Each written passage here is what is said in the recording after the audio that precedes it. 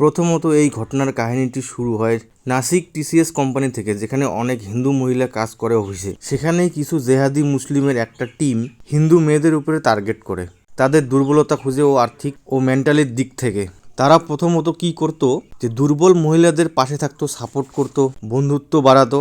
তারপর একটা personal WhatsApp গ্রুপে অ্যাড করে প্রতিদিন ভিডিও শেয়ার করতো, যেগুলো ভিডিও ছিল সাপোর্টিং টু মুসলিম। এক তো ভিডিও পাঠিয়ে ব্রেন ওয়াশ করতো, তারপরে অফিসেও বলতো তুমি এত টেনশনে থাকো, তোমার পরিস্থিতি ভালো না, যেগুলোর হাত থেকে বাঁচতে একটা কাজ করতে হবে, সেটা হলো নামাজ পড়তে হবে। এইভাবেই মেয়েদের জালে ফাঁসানো হচ্ছে। কিন্তু এইখানে আরও কিছু ব্যাপার আছে। অফিসে দেখা যায় অফিসের জিহাদিরা অফিসের মেয়েদের খারাপভাবে টাচ করে, যেগুলো দেখে নিজেরই একটা লজ্জিত হওয়ার বিষয়। এই বিষয়ে অফিসের এইচআরকে জানায়, কিন্তু এইচআর কোনো রেসপন্স করেন না, কোনো অ্যাকশন নেন না। তাই মেয়েটি অনেক সাহস করে পুলিশ কমপ্লেন করে। তখনই এই কেসটি খতিয়ে দেখার জন্য 7 জন সাহসী লেডি কনস্টেবল এমপ্লয়ি হিসেবে সেখানে কাজ করে আর ব্যাপারগুলো যাচাই করে, কে কে এগুলোতে যুক্ত আছে, কিভাবে জিহাদিরা হিন্দু মেয়েদের টার্গেট করে, যেখানে সেক্সুয়াল হ্যারাসমেন্ট করে বিয়ে করার কথা বলে। এই আর্টিকেলটিতে লেখা আছে repeated physical relation on the promise of marriage, attempted religious conversion and religious insult, including employee being forced to perform namaz and eat non-vegetarian food। তাহলে ভাবা যায় খাবারটা অবধি ননভেজ খাওয়ার জন্য বলছে। এইখানে অভিযুক্ত দানিশ শেখ, তৌসিফ আক্তার এবং নিদা খানের বিরুদ্ধে হিন্দু দেবদেবী সম্পর্কে খারাপ মন্তব্য করে একজন নারী কর্মচারীর ধর্মীয় অনুভূতিকে আঘাত করার অভিযোগ আছে। অভিযুক্ত তৌসিফ আক্তার বিয়ের মিথ্যা অজুহাত দিয়ে শারীরিক সম্পর্ক স্থাপন করেন। অন্যদিকে দানিশ শেখ অফিসের লবিতে তার সঙ্গে অশ্লীল কথাবার্তা করে শালীনতা হানির চেষ্টা করেন।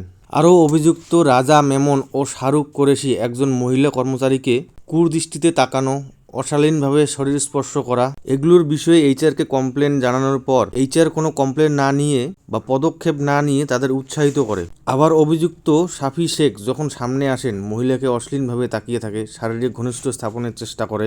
আবার অন্যান্য হিন্দু মহিলা কর্মচারীদের সামনে হিন্দু দেবদেবীকে নিয়ে খারাপ খারাপ মন্তব্য করে।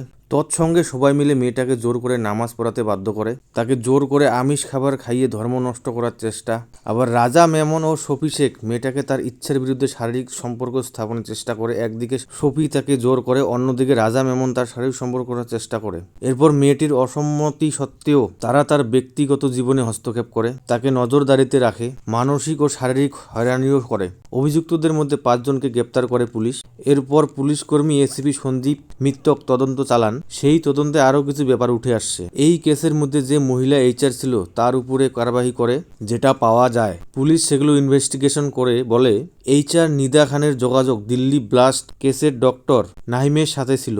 এই কেস এখন পুরো দেশকে ভাবনার মুখে ফেলেছে, মানে ভারতকে ভাঙার জন্য কত বড় ষড়যন্ত্র চলছে।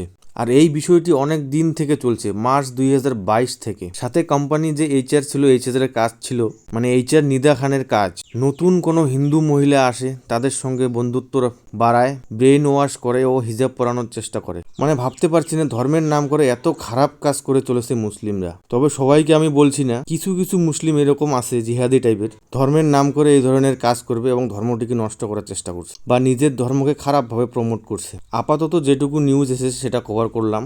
এর উপর যদি আরও কোনো আপডেট আসে অবশ্যই আপনাদের জানাবো, কিন্তু পরবর্তী আপডেটের জন্য সাবস্ক্রাইব অবশ্যই করবেন। আর এই বিষয়ে না জানা ব্যক্তিদের ভিডিওটি শেয়ার অবশ্যই করবেন।